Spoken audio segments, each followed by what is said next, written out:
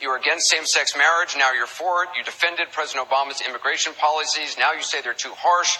You supported his trade deal dozens of times. You even called it the gold standard.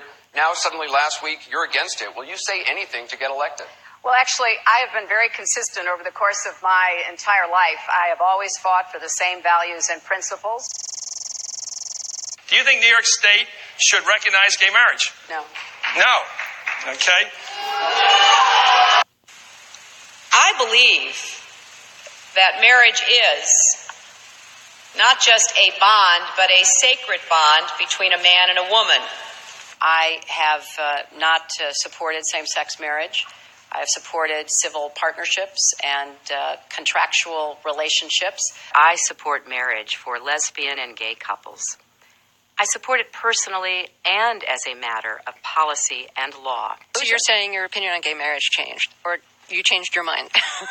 I have to say, I think you are being very persistent, but you are playing with my words and playing with what is such an I'm just trying to clarify issue. So I can understand. No, I don't think you are trying to clarify. I think you're trying to say that, I used to be opposed and now I'm in favor and I did it for political reasons, and that's just flat wrong. So let me just state what I feel like you are implying and repudiate it. I have a strong record. I have a great commitment to this issue, and I am proud of what I've done and the progress we're making. Yeah, I'm sorry, I just want to clarify what I was saying. No, I was saying that you maybe really believed this all along, but, believed in gay marriage all along, but felt for political reasons America wasn't ready yet and you couldn't say it. That's what I was thinking. No, that is not true. It really is great how long you've supported gay marriage. Yes. I could have supported it sooner. Well, you did it pretty soon. Could have been sooner. Fair point. Just in July, New Hampshire, you told the crowd you, quote, take a backseat to no one when it comes to progressive values. I take a backseat to no one when you look at my record and standing up and fighting for progressive values. Last month in Ohio, you said you plead guilty to, quote, being kind of moderate and center. Do you change your political identity based on who you're talking to? No, I think that, like most people that I know, I have a range of views, but they are rooted in my values and my experience. I get accused of being kind of moderate and center. I plead guilty. Just for the record, are you a progressive or are you a moderate? I'm a progressive. Going through the emails, there were over 60,000 in total sent and received. About half were work-related and went to the State Department, and about half were personal, that were not in any way related to my work. When you speak to the public, you say, I turned over everything. That's, for the most part, a direct quote. When you talk to the public, you say, I turned over everything. 90 to 95% of my work-related emails were in the state system. If they wanted to see them, they would certainly have been able to do so. You know what? That is maybe the 10th time you have cited that figure today. It is. And I have not heard anyone other than you ever cite that figure. Who told you that 90 to 95% of your emails were in the State Department system? Who told you that? We learned that from the State Department in their analysis of the emails that were already on the system. The Inspector General report found that less than 1% of State Department emails, record emails, were captured. So they give a number of less than 1%, and you give a number of 90%. I have absolute confidence that everything that could be in any way connected to work is now in the possession of the State Department. This pile represents the emails that you sent or received about Libya in 2011, from February through December of 2011. This pile represents the emails you sent or received from early 2012 until the day of the attack. There are 795 emails in this pile. We've counted them. There are 67 emails in this pile in 2012. And I'm troubled by what I see here. I can only conclude by your own records that there was a lack of interest in Libya in 2012. The server contains personal communications from my husband and me. Only time I got on the internet, I did 2 emails, and I ordered Christmas presents from a reservation. Otherwise, I found people said embarrassing things on emails. I didn't want to be one of them.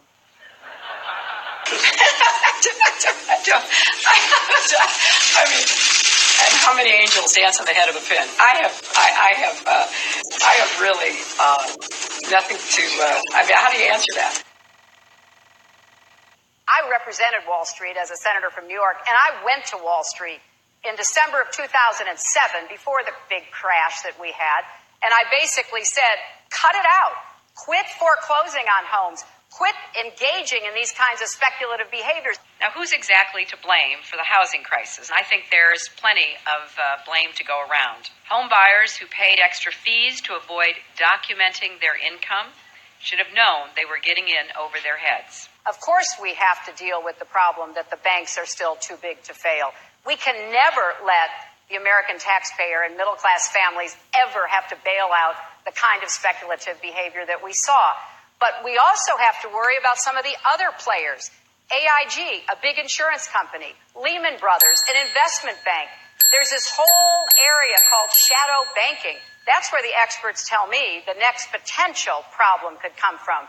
So I'm with both Senator Sanders and Governor O'Malley in putting a lot of attention onto the banks. And the plan that I have put forward would actually empower regulators to break up big banks. I represented New York, and I represented New York on 9/11.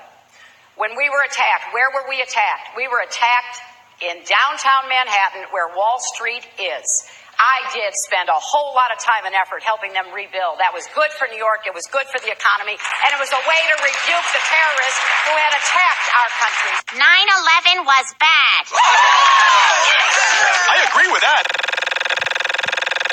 Time and time again, you hear one thing in speeches, and then you see a campaign that has the worst kind of tactics, reminiscent of the same sort of Republican attacks on Democrats. Well, I am here to say that it is not only wrong, but it is undermining core democratic principles. Since when do Democrats attack one another on universal health care? I've looked at the legislation that Senator Sanders has proposed, and basically he does eliminate the Affordable Care Act, eliminates private insurance, eliminates Medicare, eliminates Medicaid, TRICARE, Children's Health Insurance Program. Just because Senator Obama chose not to present a universal health care plan does not give him the right to attack me because I did. So let's have a real campaign. Enough with the speeches and the big rallies and then using tactics that are right out of Karl Rove's playbook. This is wrong, and every Democrat should be outraged. The Democratic Party in the United States worked since Harry Truman to get the Affordable Care Act passed. So shame on you, Barack Obama. It is time you ran a campaign consistent with your messages in public. Hillary Clinton's attempt to tout her foreign policy experience hounded her again on the campaign trail today. I made a mistake in describing it. She claimed she misspoke last week and was sleep-deprived when she described landing under sniper fire in Tuzla, Bosnia, something that didn't happen. But CBS News has found several times in the past few months when Senator Clinton used the Bosnia trip to try to show her international experience. December in Iowa. We landed in one of those corkscrew landings and ran out because they said there might be sniper fire. I don't remember anybody offering me tea on the tarmac when that was happening. Then in February, the welcoming ceremony had to be moved inside because of sniper fire. And last week. I remember landing under sniper fire. We basically were told to run to our cars. Now that is what happened. Differing accounts of your trip to Bosnia, and I'm wondering if you can clarify. I know you recall, ducking under sniper fire, and Sinbad in his account, who's on the trip, he said that the most dangerous part was remembering where he was going to eat next. He's a comedian, Jeff. He's a comedian. So you actually recall, hearing gunfire, and when we were flying into Bosnia, we came in a evasive maneuver. There was no greeting ceremony.